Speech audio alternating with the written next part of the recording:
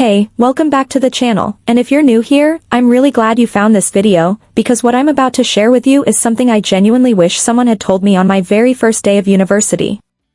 Let me ask you something real quick. Have you ever sat in class, looked at your account balance, and thought, there has to be a better way? Because I have. Many times. I'm a full-time student. I have lectures, assignments, exams, group projects, the whole thing. And yet, right now, I am making money. Not someday. Not after graduation. Right now. Both online and offline. In this video, I'm going to walk you through exactly how I do it, broken down step by step, and more importantly, how you can start doing the same thing, even if you have zero experience, zero capital, and a very tight schedule. Stay with me till the end, because I'm going to cover both online and offline methods, and I'll tell you which ones I personally recommend for students who are just starting out. Let's get into it. The mindset shift first. Before I show you the methods, I need you to hear this first. A lot of students think making money while in school means you have to sacrifice your grades or your social life. That's not true, if you're strategic about it. The key is this: you are not looking for a job. You are looking for income streams.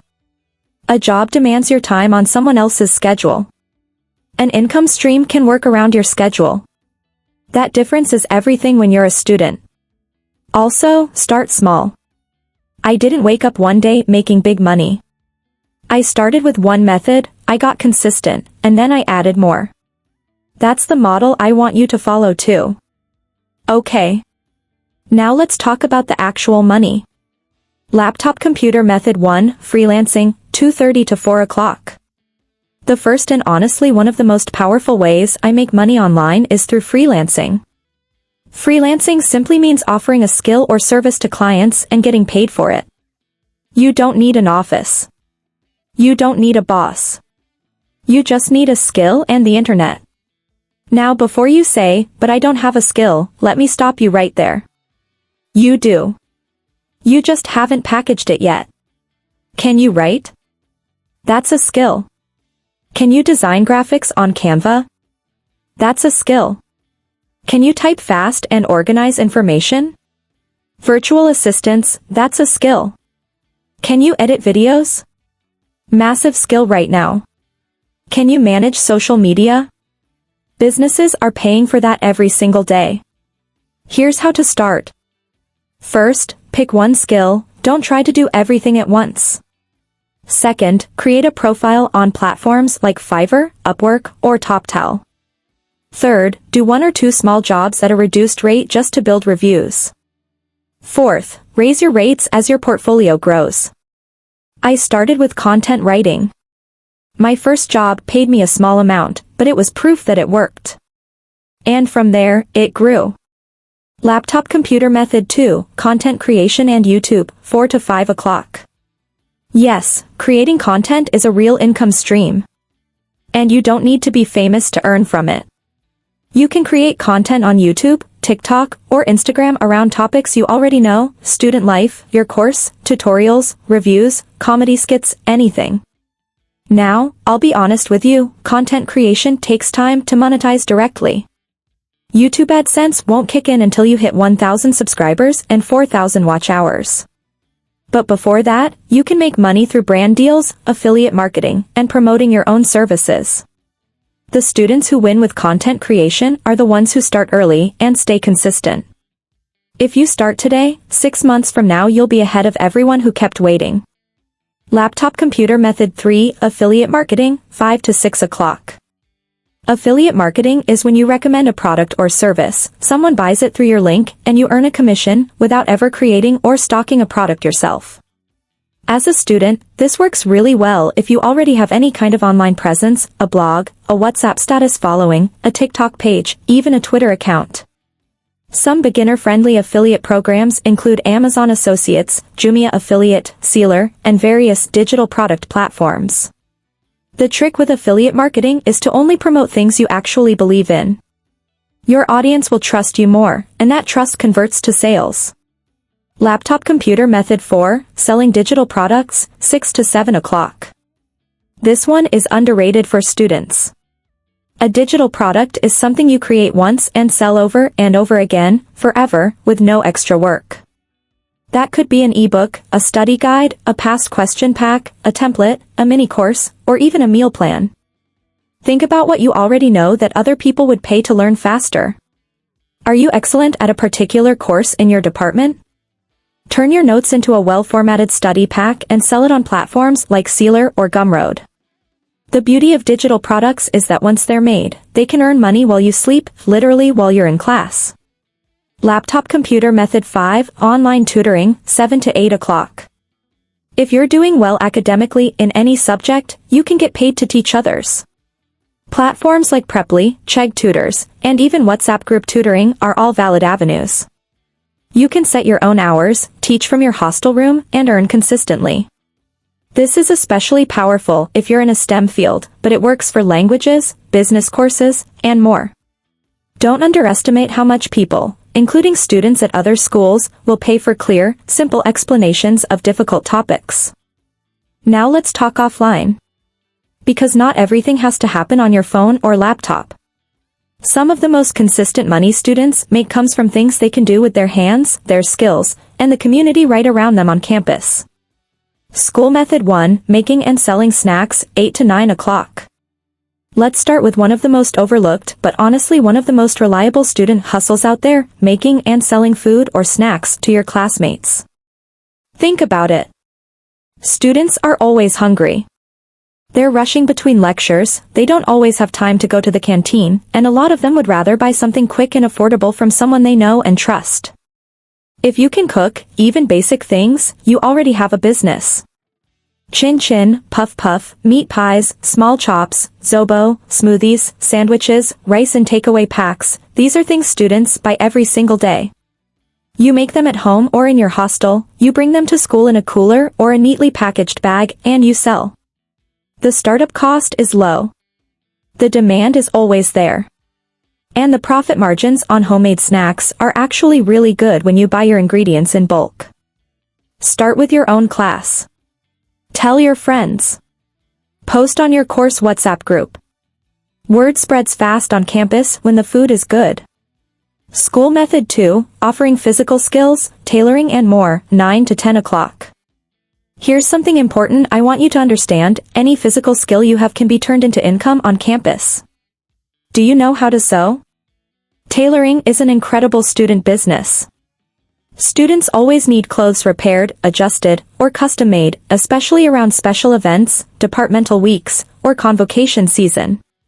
If you have a sewing machine or even access to one, you can run a small tailoring service right from your room. Beyond tailoring, think about hair braiding or styling, always in demand, especially among female students before events. Makeup artistry, graduation ceremonies, dinners, parties. People pay well for this. Shoe cleaning and repair sounds simple, but students who keep their shoes looking fresh will pay for it. Phone and gadget repairs, if you know how to fix phones, change screens, or repair accessories, you have a goldmine on campus. Barbing or haircuts, a student barber who charges slightly less than a salon and comes to you? Instant clientele. Whatever physical skill you have, don't hide it. Package it, price it, and let people know it's available. School Method 3, writing assignments and projects for a fee, 10 to 11.15. Now, I need to address this one carefully and honestly. There is a market among students for academic writing assistants.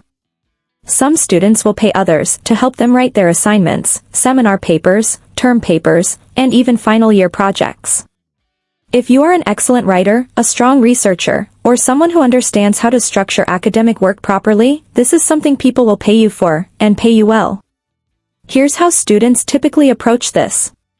You write essays, research summaries, literature reviews, or full project chapters for coursemates or students in other departments. You charge per page, per chapter, or per project, depending on the scope. Now, and I want to be straightforward with you here, the ethical dimension of this depends on how it's used. Some students use writing help as a learning tool, to understand structure and improve their own work. Others use it as straight substitution. That's a personal and institutional line you'll have to navigate carefully and honestly. What I will say is this: if you are skilled at academic writing, there is absolutely a legitimate version of this: editing, proofreading, research assistance, and coaching, where you help people improve their own work without doing it entirely for them. That is a real, professional, and growing service. And on campus, people will pay for it. If you're going to offer this service, be clear about what you're offering, protect yourself, and use your judgment. School Method 4, Campus-Based Mini Businesses, 11:15 to 11:45. Your campus is a market.